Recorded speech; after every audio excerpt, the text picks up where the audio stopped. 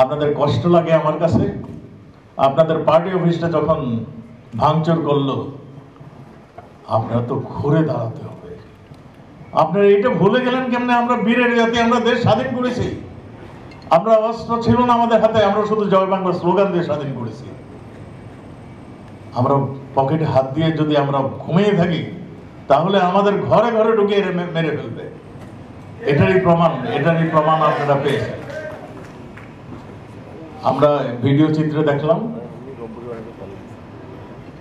তার ডেমনস্ট্রেশন করতেছে, একত্রে মানববন্ধনের মতন উস্কানি দিচ্ছে যারা, এরা সবই জামাতে ইসলামের।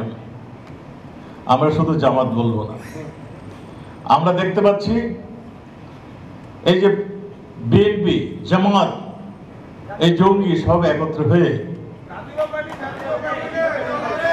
এখন জাতীয় পার্টি কে কি হয়েছে এগুলো আমাদের সব আমরা বাইর করব। আপনারা শুধু ধৈর্য ধরে আপনাদের কাজটা আপনারা করেন।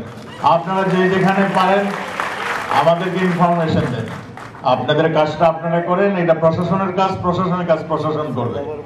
আর আমাদের মাননীয় প্রধানমন্ত্রী অত্যন্ত বিচক্ষণ, অত্যন্ত দূরদর্শী মানুষ। শুনেন,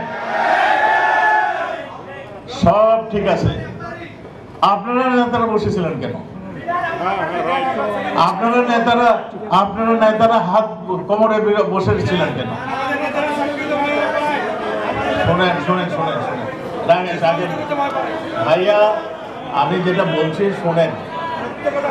আমরা এখানে মাননীয় প্রধানমন্ত্রী, আমি তো বলছি অনেক দক্ষ, অনেক সুবিচারক, উনি যা করবার সেটা করবেন। এখানে আপনারা ধৈর্য ধরেন, আপনার যেটা করার কথা ছিল সেই জায়গায় আমরা ফেল করেছি। আমরা ফেল করেছি। উনি তো একা সবকিছু করতে পারেন নাই, আমরা সবাই মিলে তো আমরা করলে উনি কিছু করতে পারতেন নাকি? আমরা ফেল করেছি। এক কাজেই এই প্রসঙ্গ তুলে লাভ নেই। আমি যেটা বলতে চাই আপনারা শুনুন।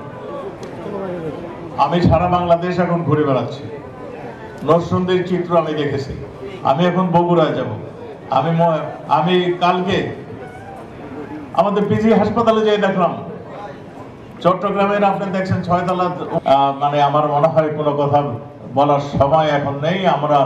আমরা এখন আইডেন্টিফাই করছি, যে যেখানে থাকবে আমরা তাকে ধরব। সরকারি সম্পদ বিনষ্ট হয়েছে, আমরা কাউকে ছাড় দেব না। আমরা কাউকে ছাড় দেব না, সবকে আইডেন্টিফাই করছি এবং করব। আমরা যে পর্যন্ত আমরা সবাইকে শনাক্ত না করব, সেই পর্যন্ত আমাদের পুলিশি অভিযান, আমাদের র্যাবের অভিযান, আমাদের বিজেপির অভিযান, আমাদের আনসারের অভিযান, পাশে সেনাবাহিনী এ থাকবে, চলছে। আমরা এই কথাই স্পষ্ট করে আমরা বলে দিতে চাই।